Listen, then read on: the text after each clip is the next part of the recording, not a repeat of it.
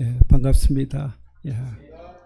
우리 자업들 한번 좀 좌우로는 좀 곤란해요. 앞뒤를 한번 보시면서 우리 반갑게 인사 나누시겠습니다. 반갑습니다. 사랑합니다. 예. 예. 우리 다시 한번 인사 나누실까요? 예, 오늘도 큰 은혜 받으시기를 바랍니다. 예. 예, 오늘 말씀의 제목이 무엇입니까? 예, 하나님의 자녀가 되는 권세입니다. 인간은 신분상 하나님과 같을 수가 없습니다. 예, 하나님은 우리를 창조하신 분이시고 우리는 그분이 만드신 피조물이기 때문에 그렇습니다. 어떤 경우에도 창조주와 피조물은 동등한 신분이 될 수가 없습니다. 그럼에도 불구하고 오늘 본문에 보면은 우리가 하나님과 같은 신분이 될 수 있는 길이 있다 하는 것을 우리에게 보여주고 있습니다. 오늘 본문 12절 우리 같이 한번 읽어보십시다. 시작. 응답하는 자 곧 그 이름을 믿는 자들에게는 하나님의 자녀가 되는 권세를 주셨으니. 아멘. 누구든지 빛으로 이 땅에 오신 예수님을 영접하기만 하면, 그분의 이름을 믿기만 하면은 하나님의 자녀가 되는 권세를 주셨다. 참 그렇게 말씀하고 있습니다. 여러분, 인간이 하나님의 자녀가 된다 하는 것, 이게 어떤 의미가 있을까요? 요즘 사람들이 개를 참 좋아하죠.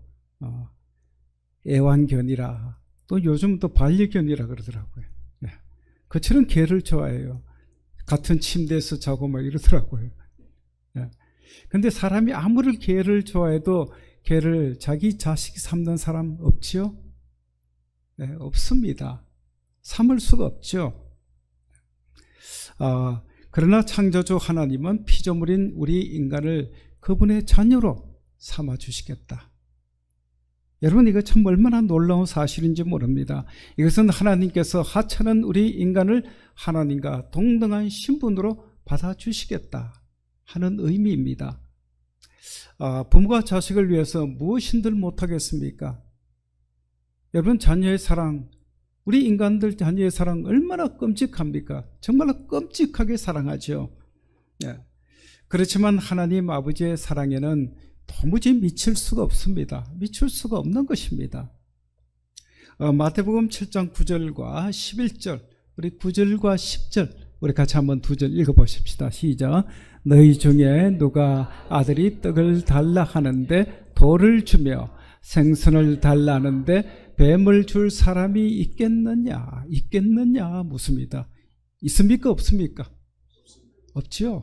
없습니다. 아들이 생선을 달라, 고기를 달라 하는데 뱀을 내어줄 아버지가 이 세상에 어디 있겠습니까? 그 다음에 11절 우리 같이 또 한번 읽어보십시다. 시작. 너희가 악한 자라도 좋은 것으로 자식에게 줄 알거든 하물며 하늘에 계신 너희 아버지께서 구하는 자에게 좋은 것으로 주시지 않겠느냐. 아멘. 여기 보면 하나님은 우리에게 좋은 것을 주신다. 좋은 것을 주신다. 여러분, 어떤 것이 좋은 것입니까? 어떤 좋은 것을 우리에게 주실까요? 하나님은 자신의 자녀된 우리에게 죄를 용서해 주십니다.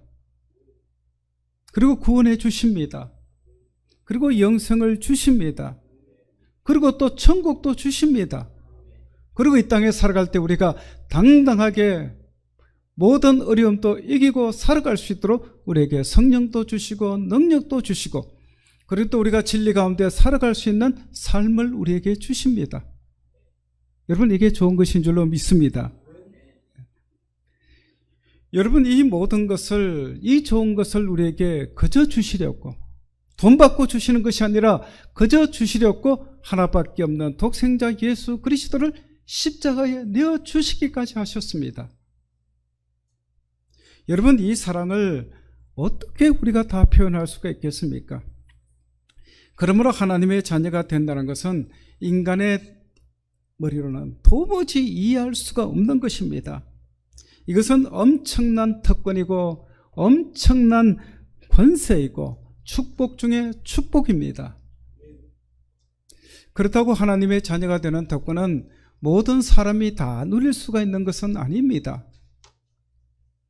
이것이 오늘 본문이 우리에게 주시는 첫 번째 진리입니다. 우리 같이 한번 읽어보십시다. 소제목 1번 시작. 하나님의 자녀가 되는 특권은 모든 사람이 누릴 수 있는 것은 아닙니다. 여러분, 이 세상이 왜 이렇게 혼탁할까요? 왜 이렇게 혼탁합니까? 여러분, 그것은 하나님의 자녀들보다도 마귀의 자녀가 훨씬 더 많기 때문에 그렇습니다. 여러분, 우리나라에서는 자유롭게 예수 믿지요. 오늘도 우리가 자유롭게 교회에 올라와서 자유롭게 예배 드리고 있습니다. 그러니까 우리가 생각에는 어떤 생각이 듭니까? 세상 다른 나라 사람들도 다 그러려니 그렇게 생각하지만 여러분, 그렇지 않습니다. 여러분, 북한은 말할 것도 없고 오늘날 중국만 보더라도 자유롭게 예배 드릴 수가 없습니다. 중국이 다시 종교를 탄압하고 있지 않습니까? 여러분, 중국에 들어갔던 선교사들 거의 대부분이, 선교사의 이름으로 가지고 들어갔던 사람들 대부분이, 평신도들은 그냥 살아남은 사람이 있어요. 그렇지만 대부분이 다 쫓겨났습니다. 여러분, 예수님께서 이 땅에 오셨을 때에 하나님의 백성으로 택함을 받은 그 유대인들도 예수님을 배척하고 그리고 영접하지 않았습니다. 11절 말씀 한번 보시면은 자기 땅에 오매 자기 백성이 못하지 않았다고요? 영접하지 않았다 그랬습니다. 그렇지만 12절 말씀 한번 보세요. 12절 영접하는 자 곧 그 이름을 믿는 자들에게는 하나님의 자녀가 되는 권세를 주셨으니. 세리요한은 오늘 이 두 가지를, 예수 그리스도를 영접하지 않는 자와 예수 그리스도를 영접하는 자, 이 두 가지를 의도적으로 지금 대조하고 있는 것입니다. 하나님께서 택한 유대인이라고 해서 저절로 하나님의 자녀가 되는 것이 절대로 아닙니다. 이 사실을 사도 요한은 오늘 본문에서 분명하게 선포하고 있습니다. 인류 가운데 하나님의 자녀가 되는 사람들이 많이 있지만 그보다도 훨씬 더 많은 사람들이 하나님의 자녀가 되지 못한다는 사실입니다. 모든 인간은 태어나면은 저절로 하나님의 자녀가 되는 것이 아닙니다. 어떻게 하나님의 자녀가 됩니까? 예수님을 믿어야 되는 것입니다. 믿어야지만 하나님의 자녀가 됩니다. 어떤 사람들이 이렇게 주장합니다. 하나님께서 인간을 창조하셨기 때문에 모든 사람들이 다 하나님의 자녀다. 인간적으로 생각하면 맞죠. 인간적으로 생각하면 맞습니다. 물론 육신적으로는 하나님께서 우리를 지으셨습니다만 그러나 영적으로는 다 하나님의 자녀들이 아닙니다. 여러분, 이것이 바로 우리 인간의 비극이 아니겠습니까? 예수 그리스도를 영접하지 않은 사람, 예수 그리스도를 믿지 않은 사람은 하나님의 자녀가 아니라 오히려 성경에 보면은 진노의 자녀다. 무슨 자녀요? 진노의 자녀다. 진노의 자녀라고 말씀합니다. 저와 여러분은 이 세상 수많은 사람들 가운데 하나님의 택하심을 받아 하나님의 자녀가 되었다는 것. 여러분, 이게 얼마나 감사한 일인지 모릅니다. 여러분, 우리는 자다가도 일어나서 하나님 감사합니다. 하나님 감사합니다. 내 같은 자를 하나님의 자녀로 삼아주시다니 하나님 감사합니다. 여러분, 자다가도 벌떡 일어나서 그렇게 여러분 고백해야지. 그런 정도가 돼야지만 참 그리스도인의 모습이 아니겠습니까? 여러분, 자녀 삼아주신 하나님의 은혜에 늘 감사하며 살아갈 수 있는 저와 여러분들이 다 되시기를 주님의 이름으로 축원합니다. 예. 그 다음에 오늘 본문이 우리에게 주시는 두 번째 진리가 무엇인가? 하나님의 자녀가 되는 관건은 예수 그리스도를 영접하는 데에 달려있다 하는 사실입니다. 우리 같이 한번 크게 읽어보십시다. 시작. 하나님의 자녀가 되는 관건은 예수 그리스도를 영접하는 데 달려있습니다. 하나님은 예수 그리스도를 영접하는 자, 곧 그 이름을 믿는 자들에게만 하나님의 자녀가 되는 권세를 주십니다. 여러분, 영접한다는 것이 뭡니까? 영접한다는 것은 바로 믿는다는 것입니다. 여러분, 그런데 우리가 믿을 때에 중요한 것이 있습니다. 무엇이 중요합니까? 누구를 믿고 영접하느냐. 정말 중요합니다. 아무나 믿고 영접하는 것이 아닙니다. 누구를 믿고 영접하느냐. 그리고 또 하나 더 중요한 것이 있습니다. 그분을 무엇으로 믿고 영접하느냐. 우리가 믿는다. 여러분 믿는 거 중요하지만 정말로 중요한 것은 믿음의 대상입니다. 누구를 믿느냐는 겁니다. 그리고 그분을 어떻게 믿느냐, 어떤 분이라는 것을 우리가 믿느냐, 이게 정말로 중요합니다. 여러분 예수님을 그리스도로 믿고 영접하는 자만이 하나님의 자녀가 되는 것입니다. 여기서 한번 생각해 보세요. 예수 그리스도, 예수는 무엇이고 그리스도는 무엇입니까? 구분이 되십니까? 다 아시죠? 예수는 우리를 구원하시기 위해서 오신 구세주의 이름입니다. 이름. 그리고 그리스도는요? 직분입니다. 직분의 이름이죠. 예. 저를 사람들이 어떻게 부릅니까? 김정한 목사. 예. 김정한은 뭡니까? 이름이고 목사는 직분이죠. 우리 장로님 이성민 장로님 그래 부르죠. 예. 이성민은 이름이고 그리고 장로는 직분입니다. 여러분 그리스도란 말은 또 메시아란 말과 똑같은 말입니다. 잘 아시겠지만 그리스도는 헬라이고 그리고 또 히브리 말로는 메시아입니다. 그러니까 똑같은 말이죠. 똑같은 말입니다. 무슨 뜻입니까? 기름 부음 받은 자 하는 뜻입니다. 기름 부음 받은 자. 구약 시대의 선지자나 또 제사장이나 그리고 또 왕을 세울 때에 반드시 머리에 기름을 부어서 그 직책을 수행하도록 그렇게 했습니다. 예수 그리스도는 이 세 가지 직분을 다 가지신 분입니다. 그러므로 예수님이 그리스도이심을 믿는다 하는 것은 무엇을 믿는 것입니까? 예수님이 나의 선지자이시고 나의 제사장이시고 그리고 또 나의 왕이시다 하는 것을 믿는 것입니다. 여러분 선지자는 누굽니까? 어떤 사람입니까? 하나님의 뜻을 백성들에게 전하고 또 가르치는 것이 바로 선지자입니다. 따라서 예수님이 나의 선지자라는 것은 무슨 의미가 있느냐? 예수님께서 우리에게 가르쳐 주시는 하나님의 뜻은 진리이기 때문에 그분은 참 선지자이시다 하는 것을 우리가 믿어야 됩니다. 그러면 우리가 선지자로 믿는 것은 뭡니까? 예수님을 선지자로 믿는다는 것은 예수님이 바로 우리에게 하나님의 뜻을 전해주는 참 선지자 되심을 믿는 것입니다. 그리고 제사장은 무엇입니까? 제사장은 어떤 일을 합니까? 우리의 죄를 대신 하나님께 용서를 구하고 용서해 주시는 분입니다. 제사장이 하는 것이 아니죠. 하나님을 중간에서 우리 죄를 용서하도록 중개하시는 분입니다. 그래서 예수님이 나의 제사장이라는 것은 예수님께서 나의 죄를 사하시기 위해서 이 땅에 오셨고 그리고 내 모든 죄를 다 지시고 십자가에서 피 흘려 죽으셨다 하는 것을 믿는 것이 바로 예수님은 나의 제사장이다 하는 것입니다. 여러분 이 사실을 우리가 믿을 때에 내 모든 죄를 용서받고 그리고 우리는 구원받고 천국에 들어가게 되는 것입니다. 그 다음에 세 번째로 예수님이 나의 왕이시다 하는 것을 믿는 것은 예수님께서 나를 다스리시는 분이시다 하는 것을 믿는 것입니다. 그리고 예수님은 나의 구세주요 그리고 나의 인생의 주님이십니다. 여러분 우리가 예수님을 단순히 아는 것만으로는 부족합니다. 머리로 아는 것은 믿음이라고 말할 수가 없는 것입니다. 귀신들도 예수님을 알고 두려워하고 떤다고 성경은 말씀하고 있습니다. 여러분 참된 믿음은 무엇인가? 예수님은 나의 선지자시요 나의 제사장이시요 나의 왕이시다 하는 것을 인정하고 그분을 사랑하고 그분의 말씀을 받아들이고 그 말씀대로 순종하며 살아가는 것, 이게 바로 참 믿음입니다. 예수님이 여러분의 하나 물어봅니다. 예수님이 여러분의 선지자이십니까? 예수님이 여러분의 제사장이십니까? 예수님이 여러분의 왕이십니까? 예수님은 여러분의 구세주이십니까? 예수님은 여러분의 인생의 주님이십니까? 아멘. 이게 바로 우리 신앙의 고백이 되어야 됩니다. 예수님은 나의 주님이시다, 주인이시다는 뜻입니다.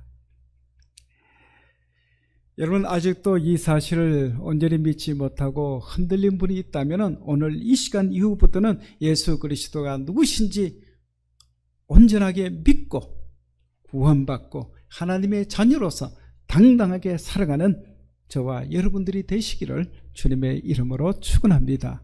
예. 자, 오늘 본문이 가르쳐주는 마지막 세 번째입니다. 세 번째, 우리 같이 한번 읽어봅니다. 시작. 예수 그리스도를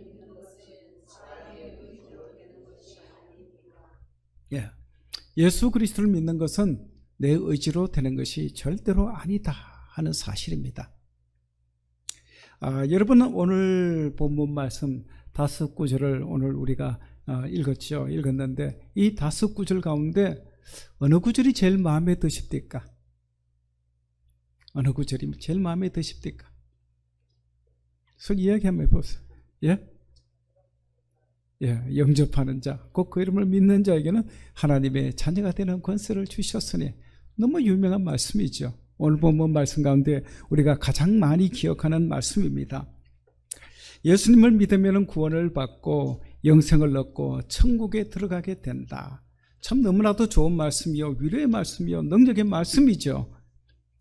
그러나 예수님을 믿지 않으면 저주를 받아 지옥에 가게 됩니다. 이것은 분명한 사실입니다. 그러므로 우리는 예수를 믿어야 될까요? 믿지 말아야 될까요? 믿어야 됩니다. 두말할 것도 없죠. 당연한 말씀입니다. 그러나 이 12절의 말씀으로 인해서 다른 말씀, 오늘 본문에 나오는 네 구절의 말씀이 좀 빛을 잃고 있다, 그렇게 말할 수가 있습니다. 여러분, 우리가 다 예수 믿는 사람들 아닙니까? 그렇죠? 예수 잘 믿는 사람들이라 저는 그렇게 생각하는데, 그런데 우리 예수 믿는 사람들이 착각하기 쉬운 것이 무엇인지 아십니까? 왜 사람들은 하나님의 말씀을 믿지 못하는가? 예수님을 믿으면 구원을 받고 영생을 얻고 천국에 들어가고 이 땅에서도 축복을 받고 살아가는데 왜 사람들은 예수님을 믿지 못하는 것인가? 이런 의문을 우리가 가지게 됩니다. 그렇죠? 가지고 됩니다. 여러분, 그러나 이것은 우리가 잘못 이해하고 있는 것입니다. 성경은 그렇게 말씀하지 않습니다. 오늘 본문 한번 보세요. 9절과 10절. 우리 같이 한번 읽어보십시다. 시작. 참 빛고 세상에 와서 각 사람에게 비추는 빛이 있었나니 그가 세상에 계셨으면 세상은 그로 말미암아 지은 바 되었으되 세상이 그를 알지 못하였고. 아멘. 아멘 하셨지만 정말 아멘이 되십니까? 참 빛이 세상에 오셨지만 그 빛을 보지 못했고, 그 다음에 한번 보세요. 그리고 그 땅의 왕이신 분이 그 땅에 왔지만 자기 백성들은 영접하지 않았다, 그렇게 말씀합니다. 그런데 우리는 어떤 생각을 가지고 있습니까? 여러분들은 어떤 생각을 가지고 있습니까? 아마 다들 예수 잘 믿는 사람들 이런 생각을 가지고 있습니다. 빛이 이 세상에 왔는데 어떻게 빛을 알아보지 못하는가?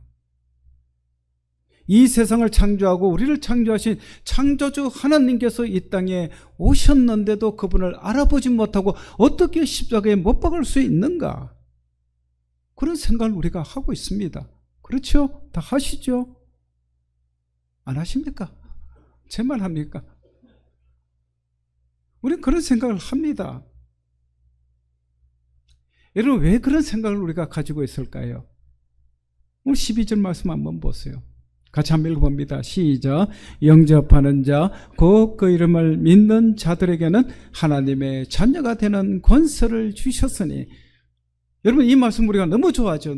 대부분이 외우고 있고 너무 좋아하고 우리 뇌리에 꽉 박혀 있어요. 예수님을 믿기만 하면, 영접하기만 하면 하나님의 자녀가 되고 구원받고 좋은 거 다 누리고 천국 가고, 우리가 너무 뇌리에 너무 깊이 박혀 있습니다. 그렇기 때문에 우리가 무슨 생각을 합니까? 왜 안 믿는 세상 사람들은 왜 그런가? 왜 안 믿는가? 나하고 세상 사람들 비교하는 겁니다. 늘 비교를 해요. 나는 믿었는데 왜 저 사람은 안 믿는가? 그러나 여러분, 오늘 본문을 자세히 읽어보면 그런 뜻이 아닙니다. 우리 13절, 오늘 본문 결론은 12절 같지만 사실은 결론은 13절입니다. 13절 우리 같이 한번 읽어봅니다. 시작. 이는 혈통으로나 육정으로나 사람의 뜻으로 나지 아니하고 오직 하나님께로부터 난 자들이니라. 아멘. 정말 아멘입니다. 아멘. 정말 아멘 되십니까? 예. 여러분 12절 말씀 영접한다는 것, 믿는다는 것은 우리의 힘으로 가능하다는 겁니까? 불가능하다는 겁니까? 안 된다는 겁니다. 불가능하다는 겁니다. 그렇잖아요. 사람의 뜻으로 나지 아니었다. 너 의지로 되는 것이 아니다. 여러분 불가능하기 때문에 영접하는 자, 믿는 자가 생기거든 그 사람은 엄청난 기적을 통과한 사람이라는 것을 너희들이 알아라 하는 것입니다. 그렇게 9절, 10절, 11절의 말씀은 당연한 말씀이고 12절의 말씀은 오히려 이상하다 하는 것입니다. 여러분 우리가 전도할 때 예수 믿으라 그러죠. 예수 믿으라 그렇게 설득도 합니다. 왜 예수를 믿어야 되는가? 믿으면 얼마나 좋은가? 여러분 당위성도 막 제시하면서 막 열을 내서 그렇게 전도를 합니다. 그럴 때 우리는 다 받아들이고 예수 믿으면 얼마나 좋겠습니까? 그런데 그들이 거부하죠. 그럴 때 우리는 무슨 생각을 합니다. 참 이상하다. 왜 안 믿는가? 그러나 성경은 안 믿는 것이 당연하고 믿는 것이 오히려 기적이다. 그렇게 말씀합니다. 빛이 비춰도 빛을 보지 못하고 자기를 만든 창조주가 오셔도 그분을 알아보지도 못하고 왕이신 그분이 와도 영접할 줄 모른다는 겁니다. 그 이유가 무엇일까요? 그 이유가 무엇입니까? 그분을 영접하고 믿는 길이 우리에게 있지 않기 때문입니다. 내가 할 수 있는 일이 아니라는 겁니다. 그렇지만 예수 믿고 영접하는 분이 있지 않습니까? 저와 여러분들은 예수 믿고 다 영접했지 않았습니까? 이런 사람들에 대해서 성경은 뭐라고 말씀하시는가? 13절 우리 다시 한번 보십시다. 시작. 이는 혈통으로나 육정으로나 사람의 뜻으로 나지 아니하고 오직 하나님께로부터 난 자들이니라. 이 말씀이 바로 복음입니다. 이 말씀이 바로 우리 기독교가 제시하는 은혜요 축복이요 기적입니다. 여기서 여러분의 신앙을 한번 점검해 보시기를 바랍니다. 왜 우리의 신앙이 자주 흔들릴까요? 왜 흔들립니까? 그 이유는 그렇습니다. 제2의 축복, 제3의 축복이 없다는 것이 아니겠습니까? 내가 예수 믿는다는 데에서 하나님께서 무슨 도장이라도 꽉 찍어주시면 얼마나 좋겠습니까? 그렇죠? 저도 옛날에 그랬어요. 평신도 때. 자꾸 마음속으로는 내가 목사가 되었다, 신학교에 가야 되겠다. 그런데 한마음으로는 내가 어떻게 가겠나, 감당할 수 있겠는가. 그래서 기도할 때 그래요. 하나님 도장이라도 하나 찍어주십시오. 잠에 있을 때도 그렇게 기도합니다. 하나님 오늘 내가 잠자리 들어가는데 꿈에서라도 하나님 너 가라, 내 책임질게. 한마디만 내가 두 말 안고 가겠습니다. 하나님께서 도장 찍어주셨을까요? 안 찍어주셨어요. 여러분 대학교 입시에 여러분 지원하면 탁자에 탁 붙어버리고 내가 지금 원하고 기대하는 거 있으면 하나님과 기도할 때마다 다 척척척 다 이루어주시고 그리고 또 내 주변에 믿지 않는 사람들보다도 우리 가정이 내가 훨씬 더 잘되고 더 잘 살게 되면 얼마나 좋겠습니까? 그런데 우리는 어떻습니까? 예수 그리스도를 믿었지요? 신앙생활 하지요? 오늘도 주일날 교회에 올라와서 여러분 예배 드리고 있지요? 기도도 하지요? 말씀도 읽지요? 헌금도 하지요? 그리고 또 수요일날 우리 교회는, 여러분 교회는 못합니까? 청소년 무리급식 안 하십니까? 하시오. 예, 여러분들 음식 한지 사다 하는지 아마 하지요. 꼭 봉사하는데 그런데 내가 이렇게 하는데 뭔가 나오는 게 없다 하는 것이 우리의 의문이 아닙니까? 이것이 바로 우리의 딜레마입니다. 여러분 이런 것들이 어디서부터 잘못된 것일까요? 그것은 바로 예수 믿는다는 것이 어떤 기적인가 모르기 때문에 그런 요구를 하게 되는 것입니다. 예수님께서 이 땅에 왜 오셨을까요? 예수님께서 친히 그렇게 목적을 말씀하셨습니다. 마가복음 10장 45절 우리 같이 한번 읽어봅니다. 시작. 인자가 온 것은 섬김을 받으려 함이 아니라 도리어 섬기려 하고 자기 목숨을 많은 사람의 대속물로 주려 함이니라. 예수님은 이 땅에 섬김을 받으러 오셨습니까? 아니라 그랬습니다. 오히려 섬기려 하고, 그리고 또 우리를 구원하시기 위해서 자기 목숨을 십자가에서 대속 제물로 주시기 위해서 이 땅에 오셨다고 그랬습니다. 여러분, 이것을 깨닫지 못하는 것, 우리 성도들 가운데 깨닫지 못한 분들이 참 많습니다. 이것이 바로 우리 성도들의 비극이 아니겠습니까? 여러분, 하나님은 하나님의 자녀된 우리에게 축복에 얼마든지 축복을 주시기를 원하시는 분이십니다. 그렇지만 여러분, 그 어떤 축복도 하나님께서 우리를 믿게 하시고 우리를 자녀 삼아주신 그 축복에는 비교할 수가 없는 것입니다. 그런데도 우리는 늘 뭐라고 요구합니까? 복 그러죠. 기도할 때도 복을 달라 그러죠. 여러분, 우리는 혈통으로나 육정으로나 사람의 뜻으로 난 자들이 아닙니다. 누구의 뜻으로 난 자들입니까? 하나님의 뜻으로 난 자들입니다. 우리 한번 따라 합시다. 우리는 하나님의 뜻으로 난 자들입니다.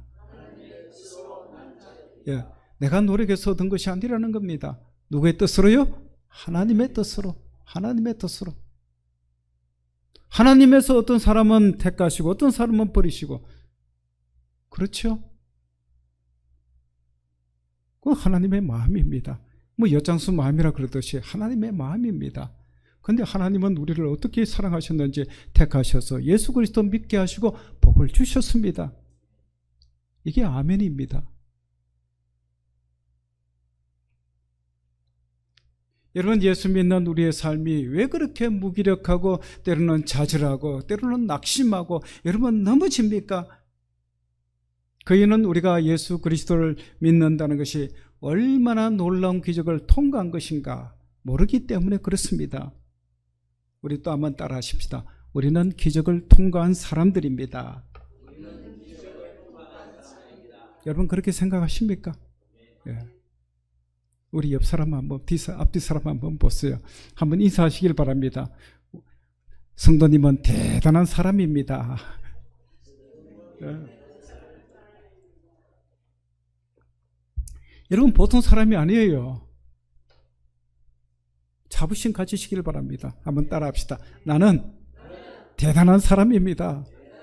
예, 대단한 사람이에요. 여러분들 다 대단한 사람이에요. 비록 세상 사람보다도 여러분 잘 되지 못하고 가진 것 못했다 할지라도 우리는 대단한 사람인 줄로 믿습니다. 왜요? 기적을 통과한 사람들이기 때문에 그렇습니다. 여러분, 예수 믿는다는 것은 어떤 축복과도 비교할 수가 없는 것입니다. 우리가 이 사실을 확신할 때에 우리를 흔들 자도 없고 우리를 무너뜨릴 자도 없고 우리는 어떤 유혹에도 넘어가지 않을 자들입니다. 이것이 바로 우리의 자랑이요, 우리의 축복이요, 우리의 행복인 줄로 믿습니다. 여러분, 정말로 행복하십니까? 아멘? 행복하십니까? 예. 어떤 것이 행복입니까? 물어봅시다. 어떤 것이 행복입니까? 예? 잘 사는 것이 행복입니까? 과연 여러분은 잘 살고 계시는가요? 대답을 안 하시오. 잘 살고 계십니까? 장로님 잘 사십니까? 어떻게 사는 것이 잘 사는 것입니까? 오늘 여기서 우리나라 현실을 한번 이야기해 볼까 합니다. 저는 1960년대 후반에서부터 1970년대 초반까지 그렇게 중학교, 고등학교를 다녔습니다. 그 무렵 학생뿐만 아니죠. 온 국민이라면은 누구나 줄줄을 외우고 있던 슬로건 표가 하나 있습니다. 어떤 표인지 여러분 아십니까? 수출 100억 달러. 연간 1인당 국민소득 1000불. 1000불 같으면 요즘 달러로 계산하면 얼마입니까? 한 150만 원 되죠. 1년 한 사람 수입이 150만 원. 물가 환산해도 한 300만 원. 기껏 해봐 500만 원도 안 돼요. 이 목표가 달성되면 우리나라가 선진국이 될 것이고 우리는 잘 살게 될 것이다. 참 이런 기대를 가졌습니다. 그래서 그 당시에 라디오만 틀면 나오는 노래가 있었습니다. 여러분 기억나시는지 모르겠어요. 잘 살아보세요. 잘 살아보세요. 우리도 한번 잘 살아보세요. 한번 잘 살아보세요. 하는데 이제 잘 살게 됐죠. 네, 잘 살아보세요. 그리고 또 하나 표어가 있습니다. 그 당시에 어떤 표어일까요? 둘만 낳아 잘 기르자. 그 뒤에는 또 어떤 표어가 또 나왔습니까? 아들, 딸 구별 말고 하나만 낳아 잘 기르자. 네, 그런 표어입니다. 6.25 사변 이후부터 1960년대까지 전쟁이 끝나고 베이비붐 시대 아닙니까? 그죠? 예, 저도 베이비붐 시대 막 시작할 때에 태어났지만서도 베이비붐 시대입니다. 그러니까 70년대 되니까 이제는 산하 제한이 이 국가적인 중요한 이슈가 되었어요. 문제가 되기 시작한 것입니다. 그래서 생산과 소비 수준을 높이고 그리고 출산율은 낮추자. 이것이 두 세대 전 우리나라 국가적인 목표였습니다. 근데 지금 한 50년 조금 더 지났죠. 50년 좀 지났습니다. 지금 50년이 지은 지금 우리 꿈이 이루어졌을까요? 안 이루어졌습니까? 이루어졌죠. 생산과 소비 수준은 급등했고 출산율은 급락했습니다. 드디어 꿈이 이루어졌습니다. 여러분 지난해 통계를 조사해 보니까 우리나라 수출액이 얼마냐? 6,836억 달러. 100달러가 아니라 6,800. 몇 배입니까? 무려 700배 가까이. 급등했습니다. 그리고 1인당 국민소득은 지난해 얼마냐? 36,624달러. 100달러가 아니라 1,000달러가 아니라 36,624달러. 몇 배? 37배. 이만큼 잘 살게 되었습니다. 출산율은요? 달성했을까요? 못했을까요? 예? 그 당시에 출산율이 얼마냐? 4.53명. 부부가 4.5명, 적어도 5명, 한 가정에 4명 내지 5명 나왔습니다. 그런데 지금 작년에 얼마였습니까? 0.75명. 작년에 조금 올랐어요. 그 전에 한번 하더라도 0.7명.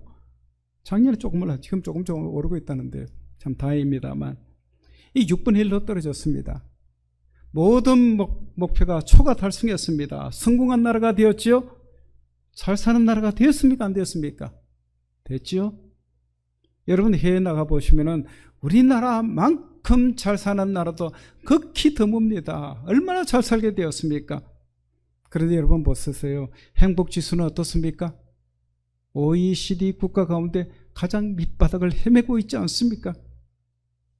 이런 상황을 물질적으로 지금 잘 살게 되었다는데 행복은 지금 바닥을 기미고 있다는 겁니다. 여러분 이런 상황을 여러분 한마디로 어떻게 표현할 수가 있겠습니까? 잘 살기는 되었지만 잘 못 살고 있다. 그렇지 않아요? 여러분 좀 이상하게 들리는 말이지만 틀린 말이 아닙니다. 생산도 올라가고 소비 수준도 올라갔지만 삶의 만족도는 오히려 떨어졌다는 겁니다. 여러분 도대체 뭐가 문제입니까? 이 사람들에게 어떻게 사는 것이 잘 사는 것입니까? 물어보면 젊은 사람들 요새 뭐라고 대답합니까?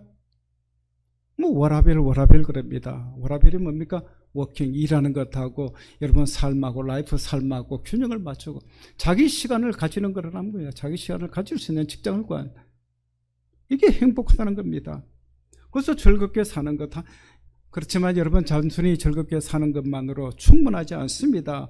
왜냐하면 나쁜 짓 하면서도 즐겁게 잘 사는 사람들이 많아요. 그리고 갑질하면서도 남을 괴롭히면서도 폭력을 하면서도 여러분 그것을 오히려 즐기는 사람들이 있습니다. 그리고 마약을 하고 도박을 하면서도 여러분 즐거워한 사람들이 있습니다. 여러분 이런 사람들 보고 우리는 그 사람 참 잘 산다 그렇게 말합니까? 그렇다면 어떻게 사는 것이 잘 사는 것일까요? 잘 산다는 것은 세상 사람들 말로는 좋은 일 하면서 나쁜 짓을 하지 않냐고 바르게 살면서 참 행복하게 사는 것, 즐겁게 살아. 여러분 이것이 바로 행복이다. 그렇게 생각해 볼 수가 있습니다. 그렇다면 여러분 좋은 일을 한다는 것, 어떤 일이 좋은 일인가? 어떻게 사는 것이 참으로 행복한 삶인가 하는 것 우리가 한번 생각해 봐야 되지 않겠습니까? 다시 하나님의 말씀으로 돌아옵니다. 돌아와서 여러분 누가복음 15장에 보면은 탕자의 이야기가 나오죠. 탕자가 아버지의 돈을 가지고 나서 허랑방탕하고 그 다음에 다 탕진하고 먹을 것이 떨어지자 이제 아버지 집에 돌아옵니다. 집에 돌아오자마자 아버지는 어떻게 합니까? 아들은 목욕을 시키고 새 옷을 갈아입히고 신발도 신기고 가락지도 끼우고. 왜 그렇게 합니까? 너는 노예가 아니다. 여러분, 노예는 신발도 안 신어요. 가락지도 낄 수가 없습니다. 그렇지만 너는 노예가 아니다. 너는 이제 노예가 아니다. 너는 나의 자녀다. 아버지께서 자녀의 신분을 회복시켜 주신 겁니다. 그런다면 아버지는 또 어떻게 합니까? 소를 잡아다가 동네 사람 불러다가 잔치를 벌이지. 왜 잔치합니까? 동네 사람들에게 뭐라고 경고하는 겁니다. 내 아들 우습게 여기지 말라는 겁니다. 아버지는 이렇게 돌아온 자식을 이렇게 자녀의 권세를 다 회복시켜 줬는데 그 이유가 무엇일까요? 이제 탕자로 너는 이제 계속해서 살아도 좋다 하는 것이 절대로 아닙니다. 이제는 아버지의 자녀로서 부끄럽지 않게 살아라 하는 당부입니다. 이제 이 아들에게는 특권만 있는 것이 아니라 이제는 아버지의 자녀답게 살아야 될 책임과 의무도 주어진 겁니다. 여러분, 우리도 마찬가지입니다. 우리가 하나님의 자녀가 되는데 우리가 한 것이 있습니까? 혈통으로나 육정으로나 사람의 뜻으로 나지 아니었다. 내 의지로 된 것이 아니라 누구의 뜻으로 된 것이라고요? 하나님의 뜻으로.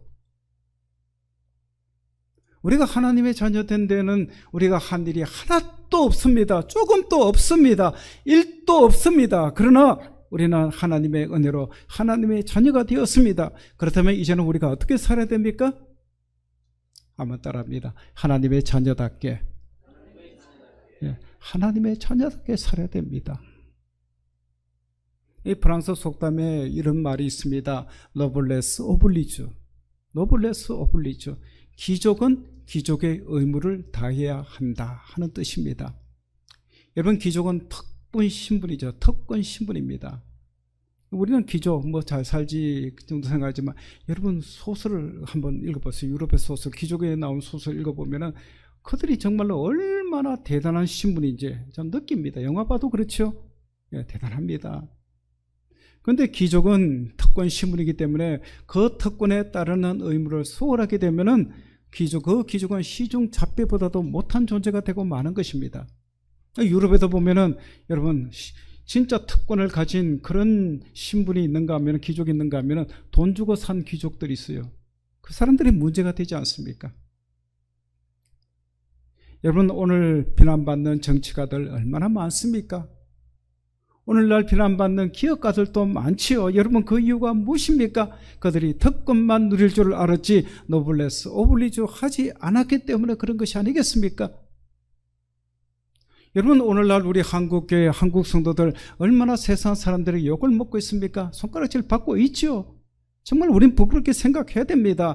여러분, 왜 그럴까요? 그 이유가 무엇일까요? 다른 이유가 없습니다. 우리가 하나님의 자녀가 된 특권은 누리면서도 책임과 의무를 다하지 않기 때문에 그런 것이 아니겠습니까? 저는 그런 면에서 이 아름다운 교회 보면 참 하나님께서 기뻐하시는 교회겠다.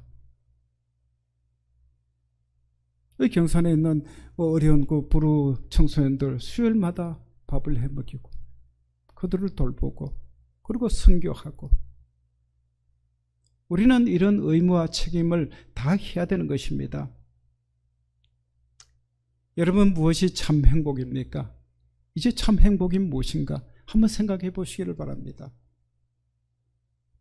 정말 우리가 참 행복을 누리기 위해서는 내 심령 깊은 곳에서부터 내가 하나님의 은혜로 내가 구원을 받았다, 내가 하나님의 자녀가 되었다, 이런 확신과 감격이 일어나야 됩니다. 회복되어야 됩니다. 이럴 때 우리는 말할 수 없는 기쁨을, 행복을 누리게 되는 것입니다. 이게 첫 번째 조건입니다. 그런다면 우리는 거기서 머물러 있어서는 안 됩니다. 이제는 한 걸음 더 나아가셔야 됩니다. 하나님의 자녀로서 하나님의 자녀답게 책임과 의무를 다하면서 살아가야 됩니다. 그럴 때 우리는 참으로 보람되고 가치 있고 정말로 행복한 인생을 살아갈 수가 있는 것입니다. 우리 사랑하는 성도 여러분, 우리에게 주어진 하나님의 자녀가 된 특권과 그 축복을 감사하면서 누릴 수 있기를 바랍니다. 우리는 누려야 됩니다. 그리고 또 더 나아가서 하나님의 자녀답게 책임과 의무를 다함으로써 하나님으로부터 인정받고 신뢰받고 세상 속에서 하나님의 영광을 드러내며 그리고 우리도 이 세상 속에서 행복하게 즐겁게 살아가는 우리 모두가 다 되시기를 주님의 이름으로 축원합니다. 예. 우리 오늘 말씀 붙들고 한번 결단하시면서 기도했으면 좋겠습니다. 하나님께서는 우리에게 인간답게 살랐고 참 행복을 누리면서 살랐고 하나님의 자녀가 되는 권세를 우리에게 다 주셨는데 그 귀한 특권을 오히려 내 이기심을 채우고 욕망을 채우면서 살아왔던 것 있으면 하나님 앞에 내어놓고 이 시간 용서를 구하시기를 바랍니다. 그리고 일단 결단하실 때 하나님 이제는 하나님의 자녀로서의 모든 특권을 누리면서 겸손함을 잊지 않게 하시고 또 세상 속에서 하나님의 자녀로서 책임과 의무를 다하면서 살아갈 수 있는 진정한 크리스찬들이 다 되게 도와주옵소서. 우리 시간 한번 간절히 통성으로 간절하게 정말 간절하게 결단하시면서 우리 기도하시겠습니다.